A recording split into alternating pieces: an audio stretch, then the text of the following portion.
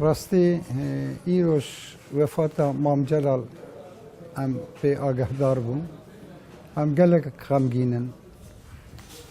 Serê gelê Kurd û Kurdistanê sağ bûn. Serê malbata Mam Celal sağ bû.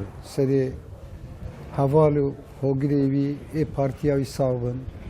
Rastî wendakirina vefata Mam Celal ji bo gelê Kurd cihê zû zûnayê girtin. Zûzûnayê girtin cihê wî ji bo azadiya gelê Kurd, ji bo pêşeroja gelê Kurd rastî jiyanek bi zehmet û jiyanek bi rûmet derbas kir. Mam Celal ji bo yekîtiya Kurda, ji bo biratiya Kurda û ji bo pêşeroja gelê Kurd rastî jî gelek xebatê girîng, xebatê gelekî hêja meşandin. Serokekî gelê Kurda bû.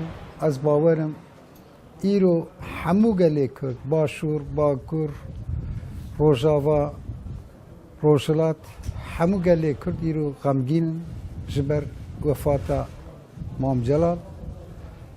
Em dibêjin carek din serê gelê me sağ bû. Mam Celal rastî jî demek dû dirêj de nêzî 30 salî naskirinek me hebû, dostayek me hebû, hevaltiyak me hebû.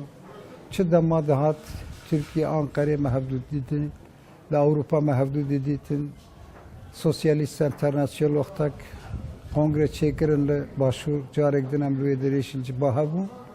Dem dem li Dokanê, li Silêmaniyê em dibû mêvanê wî. Rastî dît kesayeta xwe jî însanekî gelekî hirmetkar bû. Ji mêvanê xwe re, ji însanê xwe re. Îro Mam Celal di nava siyasetê de ba. O sava rastî ji Kurdar gelekî pêwîst bû. Hewca Kurda pê hebû. Lîderekî wanî di vê demê de lê mixabîn çû ser dilovaniya xwe. Em dibêjin rehma Xwedê lê be û gelê Kurd û em hemû Kurd em ê bi rûmet û bi mînnet em ê wî tim ji bîr bînin. Xizmet û xebata wî ji bo gelê Kurda nayê ji bîra kirin.